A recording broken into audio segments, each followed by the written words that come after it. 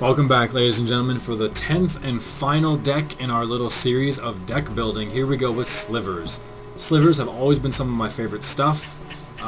When I grew up, Tempest was the big set at the time, and Slivers were amazing and really freaking cool.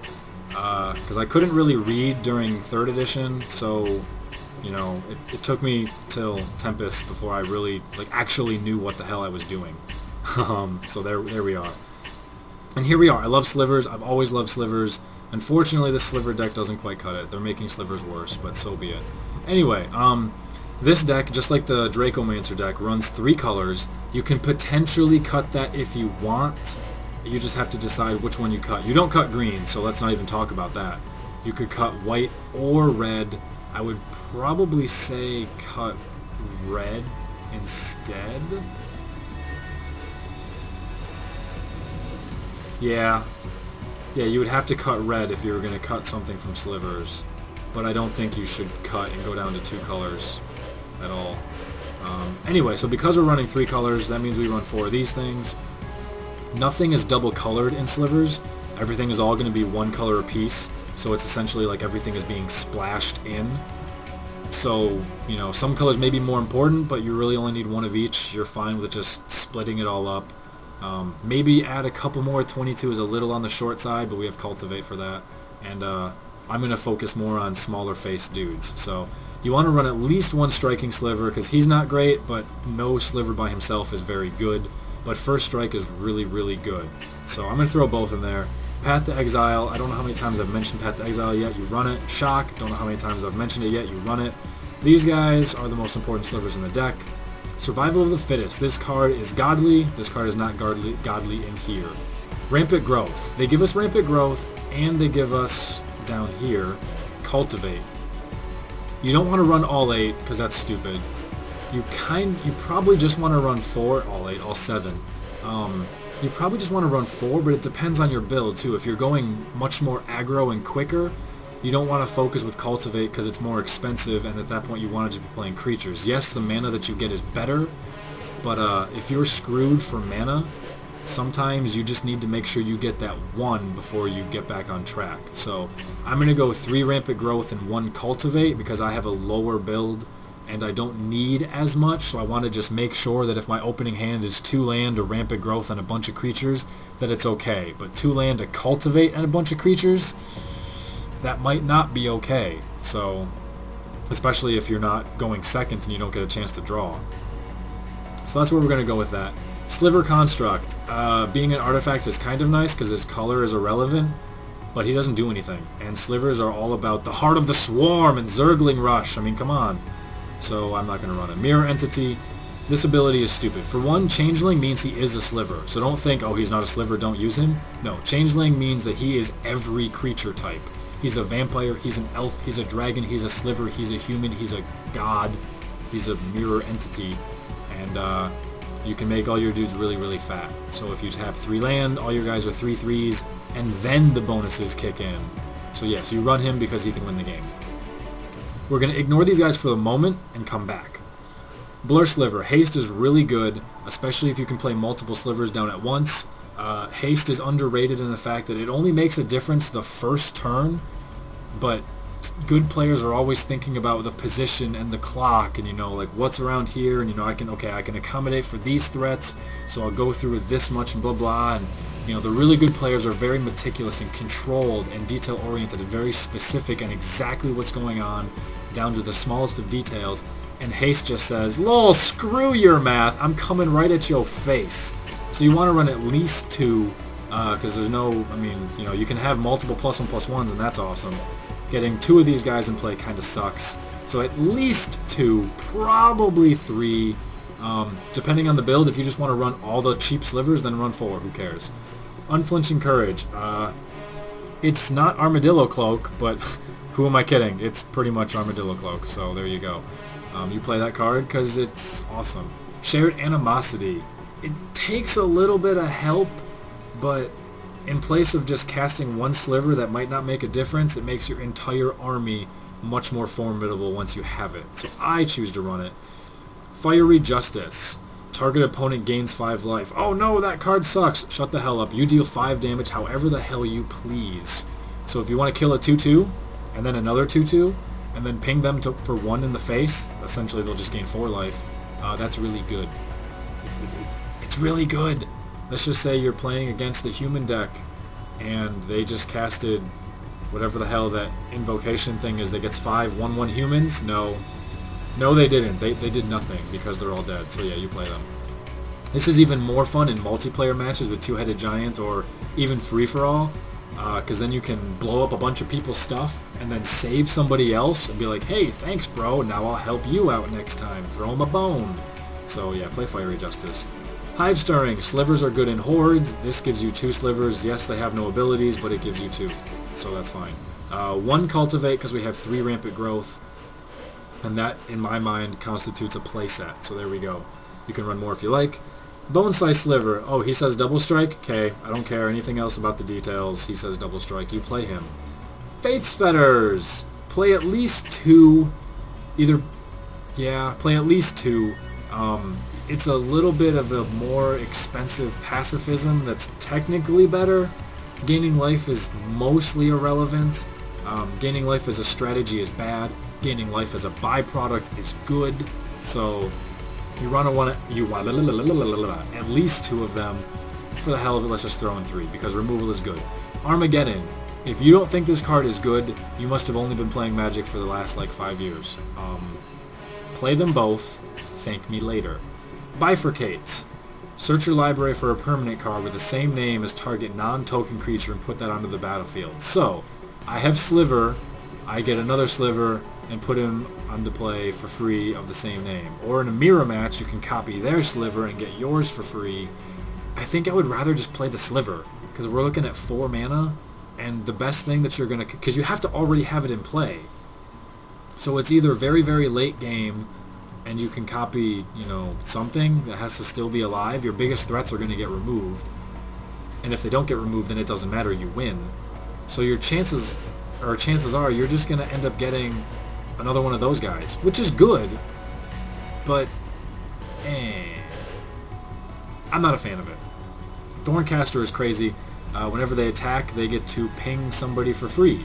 So if you have 3 guys attacking, it's essentially like you have Inferno Titan kind of walking by, pass and go, collecting $200 and slinging fire in your face. So you run them both. Yes, they're high cost and it's starting to get out of control, but so be it. Battle Sliver. He's not that fantastic. 5 for a 5/3 essentially, but he makes everything on your army a little bit more formidable. I think you have to run 1, just because by the time you get up to that cost, casting little slivers is not really going to help, and he can make even the 1/1 tokens formidable, especially with haste. It's like, oh, okay. So I think you have to run at least 1 just for a little bit of extra oomph more than anything. Lifeline. This card should never have been printed. This card is retarded, but honestly, it's not good in this deck. If you want to Google for like ways that Lifeline is good, do a little bit of reading about it and just be like, oh, people do crazy stuff, and like even I'll read it and I'll know what's going on and it just goes over my head. I'm like, wait, you did what because you did that and then this happened and whatever. Sure, you killed me. Thanks. I'll just scoop. Let's play again. Lifeline is good for that, but it doesn't work in this deck. Just sorry. Sorry, Lifeline. Savage Beating. I really like this card. If you get a chance to entwine it, game is over as a 7 cost, so that's really cool. People don't expect it because they don't expect it, so I guess that's something. Giving all your dudes double strike out of nowhere is crazy. Chances are they're already going to have at least first strike, hopefully double strike. So I don't know. And you never really will get a chance to entwine it, but it's got potential to win the game as soon as you cast it during combat. Keep an eye out for it. I have used it in the past, but I took it out in favor of playing one of these guys, because when he hits the field, your slivers just become nuts. So you have to run at least 1 of him. And now we kind of have a card to play with. We could just run another one of him if we want. We could run Wild Pair, as you get to just pop in a bunch of extra slivers, potentially. But at that point, it's just really high cost, and you're probably not casting too many slivers at that point either. Let's not even look at that guy. This card is hilarious and awesome and amazing, but if you're going to run it, +5/+5, first strike, lifelink, and trample for 7, I know a card for 7 that I can cast and I just win the game too. So both of them win the game. This one requires triple green, double of each other. This one just requires triple red to entwine, and you don't have to entwine it if you don't want. So I would recommend Savage Beating over Titanic Ultimatum. But we still have one slot left, and this is where it's a little bit tough. I guess you could go Cultivate. You could actually really go these guys. If you wanted to go higher on the aggro end, these guys can keep you a little bit more defensive as well. Don't use the construct, like there's no point. Like play that guy instead of that guy for sure. That's really all we're going to end off with. You could play another hasty guy if you prefer haste over +0/+1, but you know, whatever. And looking at cards that we could potentially cut, I mean, having one extra land wouldn't hurt, but it would ruin my symmetry, and I don't like that. I guess I could cut an Expanse, but you need the Expanse because it's triple color. So I just don't really know where you can start cutting from here. I guess you could maybe get rid of Animosity, but I just don't think that's good. You could get rid of the Fetters if you wanted more offense instead of a little bit of defense. So that's really up to you. Do you want to play a Sliver and make every Sliver better? Or do you want to stop one of their best creatures and gain a little bit of life? That's really kind of up for grabs. Because taking out those 3, you know, or even if you just took out 2, we could add in 2 more Slivers, and that just makes the deck a little bit more threatening. Hell, you could add in another battle guy if you want. You can add in another fat win the game guy, or even put in, you know, the Savage Beating. So that's a couple of your extra options. Please just play Armageddon for real, especially against Eldrazi, you know? If you're playing against the Eldrazi deck and you have Armageddon in your hand, do not care what the board is, cast it, and the game is won. So let's just say that. But that's where I'm going to end off right here with this. A couple guys are only little one-ofs. That's another thing with the, where is it? With Wild Pair to make a note of. If you do run these guys, don't run Wild Pair, and vice versa, because this messes up your power and toughness. This will give you an odd number, and nothing is innately an odd number. The cool thing about Wild Pair is it takes it based on what the deck thinks it is. So your fat guy, he's technically a 3/3. Yes, in essence, he's a 6/6 when he matters, but he's technically, according to the library and the game, a 3/3 creature. So if you do want to use Wild Pair, you have, say, oh, you know, this guy on the field with one of him, and oh, you know, you cast this guy or whatever, you have a 3/3 somewhere else, it allows you to throw this guy on there because he's a 3/3. The total power and toughness is equal to 6, and then everything is just like, what? Did that happen? It just happened. It just happened. Slivers can get out of control. They can kind of fizzle up and shrivel and get overrun at the same time. So in the old days, Slivers affected every Sliver. Now they just affect your own, which on one hand makes them so much better, but their abilities and their costs are just much worse than they used to be. So anyway, guys, hopefully you enjoyed these videos, all 10 of them. Oh no, I remembered this time. We have promo cards to look at. Coat of Arms is pretty much shared animosity right there, except a little bit better. A little bit more expensive too, but probably a must run. It was pretty much made for Slivers, or Slivers were made for it, however you want to think about it. Another Titanic Ultimatum, irrelevant. Another Megantic Sliver. Hold on. Megantic Sliver. Megantic Sliver. Another Megantic Sliver, but there's already one I'm not using, don't care. Another Thorncaster. I'm already using 2. I don't know if I would go to 3. Another Unflinching Courage, so that'll probably be used for sure. Another Shared Animosity, irrelevant. Another Mirror Entity, so that'll be must run. Another Fetters, another Indestructibility, and then Inferno. So Slivers does not really get much help from the promo unlocks. It'll get a Coat of Arms, Unflinching Courage, and a Mirror Entity, to which you probably would just take out that guy.